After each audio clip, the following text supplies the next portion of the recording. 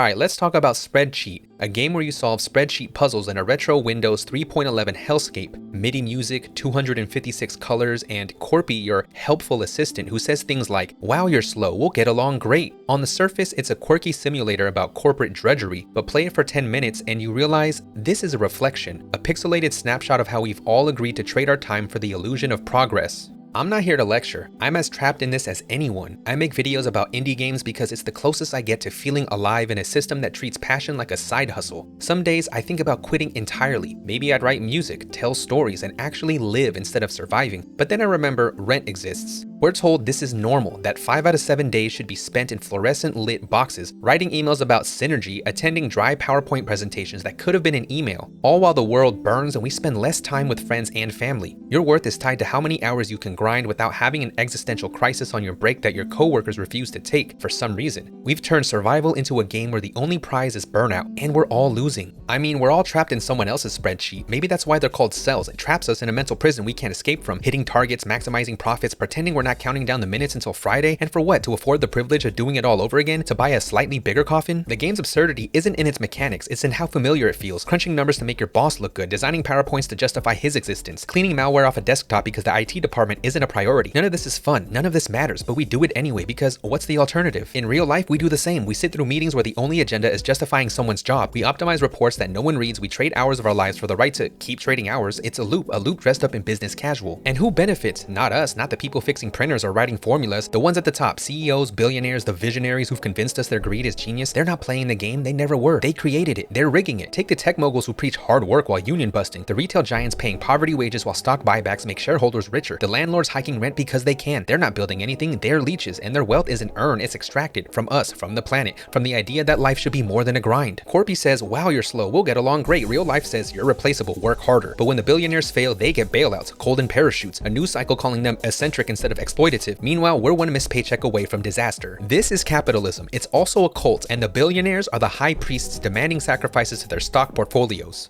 I'm not built for this. None of us are, and we shouldn't have to be. We're more than our jobs or the labor we provide. We're storytellers, artists, people who laugh too loud and care too much. But capitalism flattens us into human pivot tables. Every minute spent optimizing a quarterly report is a minute not spent planting trees, building community fridges, writing songs that make strangers feel less alone. We've let profit margins convince us that joy is a luxury, that something like mutual aid is unsustainable, that living is something you do after work. And the worst part is, we've convinced ourselves that this is fine, that trading creativity for cubicles is maturity, that it's just what you do, that creating something like beautiful art, writing poetry, or making music is unrealistic. But when did we decide that art can only ever be a hobby, and grinding ourselves into dust is a personality? Anyway, this is a video game review. Spreadsheet is out now on Steam, 10 out of 10, would recommend. Perfect for fans of dark humor, retro aesthetics, and realizing your job is a poorly coded simulation. That's all for now, see you next time, peace out.